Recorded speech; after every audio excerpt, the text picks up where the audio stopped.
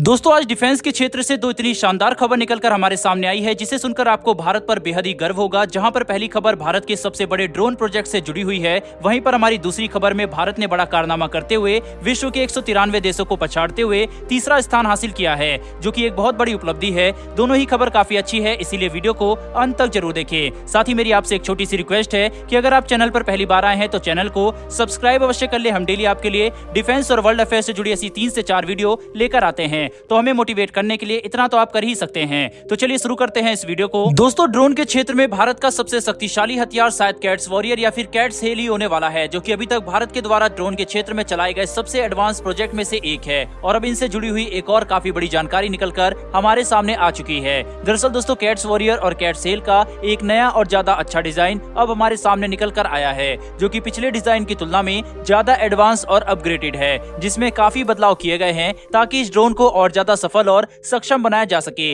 इन दोनों ही सर्वश्रेष्ठ ड्रोन हथियारों को हिंदुस्तान एरोनॉटिक्स लिमिटेड भारत की एक private company new space research technology के साथ मिलकर बना रही है, जिसकी पहली उड़ान साल 2024 में होने वाली है। ऐसे में इसका नया डिजाइन सामने आना इस बात की संभावना को बढ़ा देता है कि भारत इसके पीछे काफी तेजी से काम कर रहा है। हमें ये बहुत जल्द ही एक हकीकत बनता हुआ दिख सकता है। दोस्तों नए डिजाइन को देखने से हमें ये बात समझ में आएगी कि इसके डिजाइन को पहले के मुकाबले काफी ज्यादा चेंज किया गया है और सबसे ज्यादा बदलाव इस ड्रोन के एयर इनटेक के डिजाइन में किया गया है, जो कि पहले के मुकाबले और ज्यादा पतला और स्टेल्थ लग रहा है, जिसके तहत इसका आकार छोटा किया गया है और इसे ड्रोन के ऊपरी हिस्से पर रखा गया है। कैट्स वॉरियर के नए डिजाइन में एयर इनटेक के अलावा हमें इसके साथ एक next generation close combat missile भी देखने को मिल रही है, जिसकी मारक क्षमता लगभग 25 किलोमीटर के आसपास की होगी, जिसका मुख्य इस्तेमाल ये ड्रोन अपने मदरशिप या फिर फॉर्मेशन में मौजूद किसी भी फाइटर जेट की सुरक्षा करने के लिए करेगा। साथ ही कैट्स वॉरियर इस मिसाइल का इस्तेमाल से दुश्मन के फाइटर जेट, हेलीकॉप्टर, यूएवी और अन्य टारगेट को भी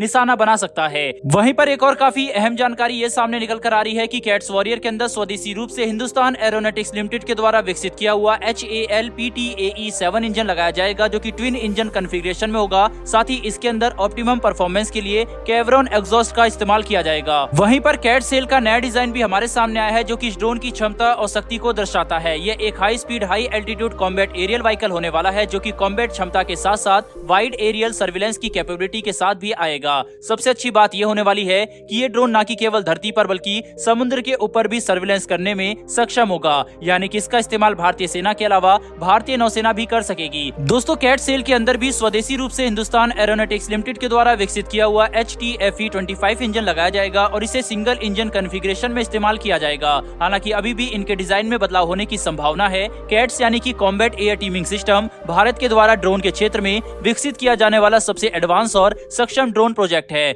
जिसके दम पर भारतीय वायुसेना की क्षमता कहीं गुना ज्यादा बढ़ जाएगी। साथ ही युद्ध के मैदान में भारतीय वायुसेना के फाइटर जेट की क्षमता भी इसकी वजह से कहीं गुना ज्यादा बढ़ेगी। वहीं पर ये हमारे फाइटर विमानों की लिथैलिटी को भी बढ़ाएगा। साथ ही कैट्स के भारतीय वायुसेना में इंटीग्रेट होने के बाद ये हमारे फाइटर विमानों की सर्वाइबिलिटी भी बढ़ जाएगी। दोस्तों कुल मिलाकर देखा जाए तो साल 2024 में इसकी पहली उड़ान के बाद इसे भारतीय वायुसेना में शामिल होने में कुछ और सालों का समय लगेगा, लेकिन जब एक बार ये भारतीय वायुसेना के साथ ऑपरेशनल हो जाएगा तब भारतीय वायुसेना, नौसेना और सेना की क्षमता आज के मुकाबले कहीं गुना ज्यादा बढ़ जाएगी। बहरहाल दोस्तों बढ़ते हैं हमारी दूसरी खबर की तरफ। तो दोस्तों इस साल WDMMA की एयर फोर्स रैंकिंग ने कमाल कर दिया है। किसी को भी अंदाजा नहीं था कि भारत इस रैंकिंग में इस मुकाम को हासिल कर लेगा। न कि केवल चीन और पाकिस्तान के लिए ये एक बहुत बड़ा झटका है, बल्कि अमेरिका और रूस को भी इससे भारत की क्षमता का सही अंदाजा लग चुका है। दरअसल दोस्तों WDMMA की एयर फोर्स रैंकिंग 2022 के तहत विश्व की 5 सबसे शक्तिशाली वायुसेनाओं की रैंकिंग सामने आई। ये रैंकिंग दूसरे रैंकिंग से अलग होती है, क्योंकि WDMMA केवल लड़ाकू विमानों की क्वालिटी और उनकी संख्या देखकर ही रैंकिंग जारी नहीं करता,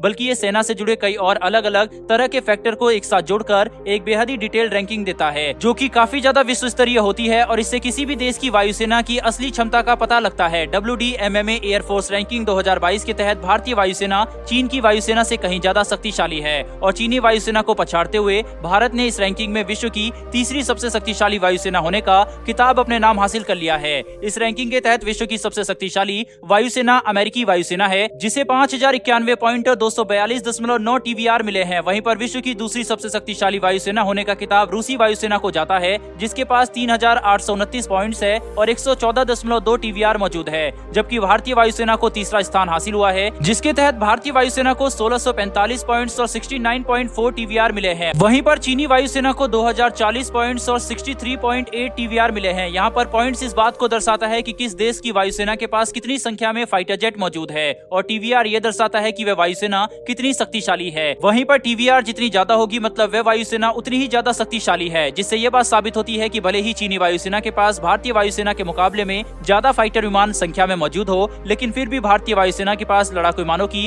क्वालिटी और कई दूसरे फैक्टर ज्यादा अच्छे हैं, जिसकी बदौलत भारतीय वायुसेना चीनी वायुसेना के मुकाबले ज्यादा शक्तिशाली है। बहरहाल दोस्तों, इस पर आपकी क्या राय है कमेंट बॉक्स में लिखकर जरूर बताइएगा। डिफेंस से जुड़ी ऐसी वीडियो के लिए चैनल को सब्सक्राइब अवश्य कर लें। फिर मिलेंगे ऐसी एक नई वीडियो के साथ। धन्यवाद। जय हिंद।